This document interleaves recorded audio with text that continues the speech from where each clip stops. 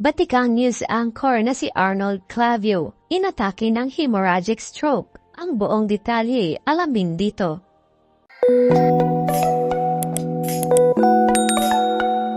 Ibinahagi ng Batikang news anchor na si Arnold Clavio ang isang masaklap na pangyayaring kanyang naranasan nang biglang atakihin ito ng hemorrhagic stroke. Pagdidetalye nito sa kanyang Instagram account habang nasa biyahe ito pauwi galing ng Eastridge Golf Course nang may maramdaman itong matinding pamamanhid sa kanyang kanang braso at binti dahilan ng hindi na rin ito maramdaman ang pag-apak sa pedal ng gas at brake ng kanyang sasakyan.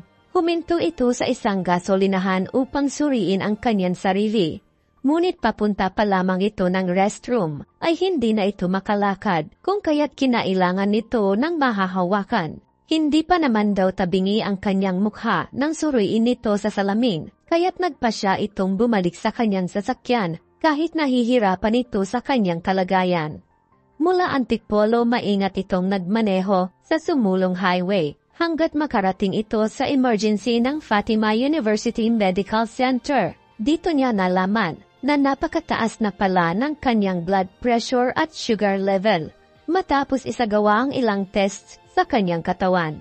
Inirekomenda ng doktor na sumailalim ito sa isang CT scan at dito nila nakita na may kaunti ng pagdurugo sa kaliwang bahagi ng kanyang utak. Napag-alaman nito na nagkaroon na siya ng hemorrhagic stroke. Inilipat si Arnold Clavio sa St. Luke's Hospital. Agad naman itong inasikaso sa emergency at dinala sa acute stroke unit upang ganap na obserbahan ang kanyang kalagayan.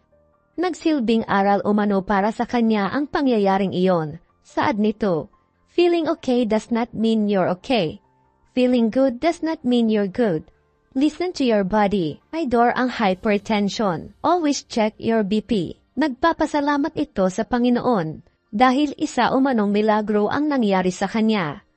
Si Arnold Clavio o Igan kung tawagin ay isa sa kilalang news anchor ng GMA7 Network, isa sa kinikilalang pinakamagaling na newscaster sa bansa. Anong masasabi niyo sa usapin na ito? Ibahagi lang ang inyong komento sa ibaba at huwag kalimutang mag-subscribe para sa susunod pa nating mga bagong upload.